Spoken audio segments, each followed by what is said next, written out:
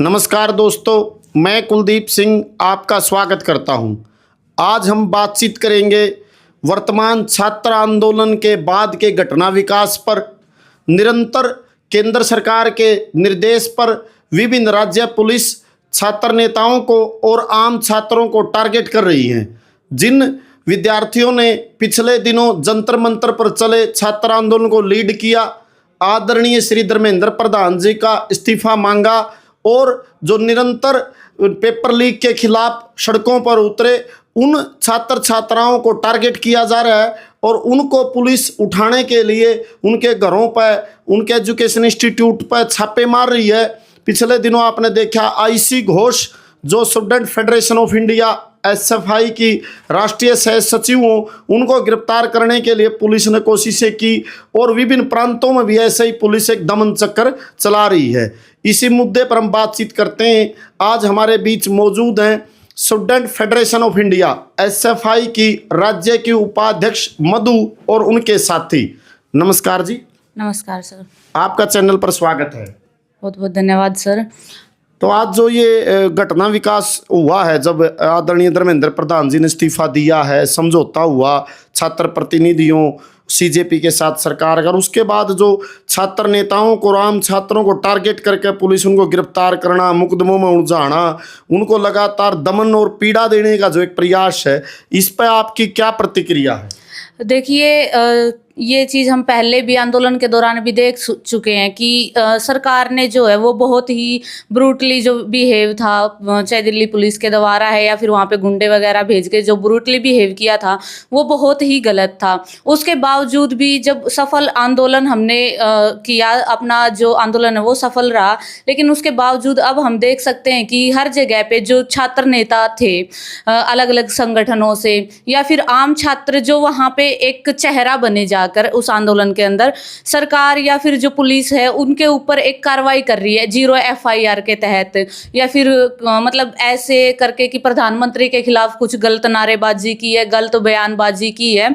लेकिन जबकि समझौता जब हुआ था, उस आंदोलन को उठाने की जब वहाँ से बात हुई थी, धर्मेंद्र प्रधान के इस्तीफे के बाद जब आंदोलन को वहाँ से उठाया गया था, तो उसमें क्या था कि जो जितने भी छात्र नेता है या जो भी स्टूडेंट्स इसके अंदर शामिल है, उनके ऊपर कोई किसी तरीके की पुलिस कार्रवाई या कानूनी कार्रवाई नहीं की जाएगी, इसके अंतर्गत वो उठाया गया था। लेकिन आज जो सरकार है वो अपने वादों से मुकर रही है। वादों से मुकर कर जो ये काम कर रही है, ये एक निंदनीय काम है। ये सब लोगों को पता है कि सरकार किस तरीके की जो कायरता के साथ ये चीज़ें कर रही है। ये चीज़ें सबसे पहले तो चाहे वो आम छात्र हो या फिर कोई भी छात्र संगठन हो, वो नहीं सहेगा। क्योंकि जिस तरीके से हमने देखा भी है कि 20 जुलाई को छात्र वहाँ पे एकत्रित हुए थे, कितनी बड़ी संख्या में छात्र एकत्रित हुए थे।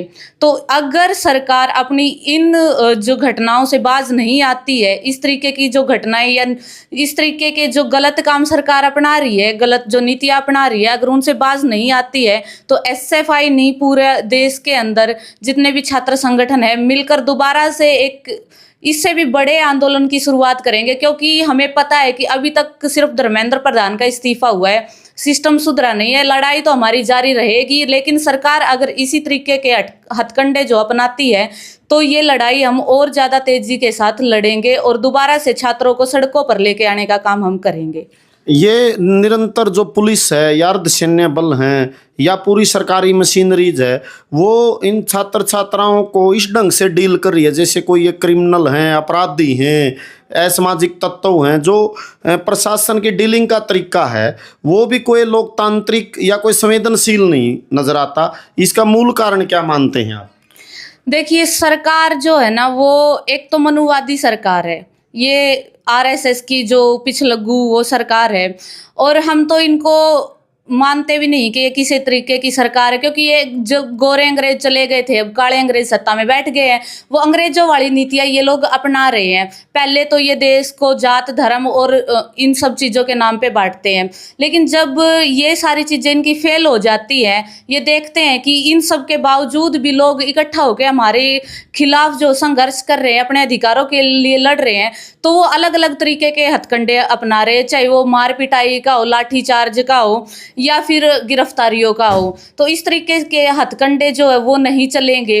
पहले भी जो लाठीचार्ज हुआ था उसके खिलाफ भी लोग सड़कों पे आए हैं। अगर अब ये जो FIR वाला जो सिस्टम इन्होंने चलाया है, अगर ये ऐसे ही जारी रखते हैं तो लोग जो है, क्योंकि अब इस आंदोलन के बाद पेरेंट्स हैं या रिश्तेदार हैं बच्चों के, हर कोई जागरूक हुआ है।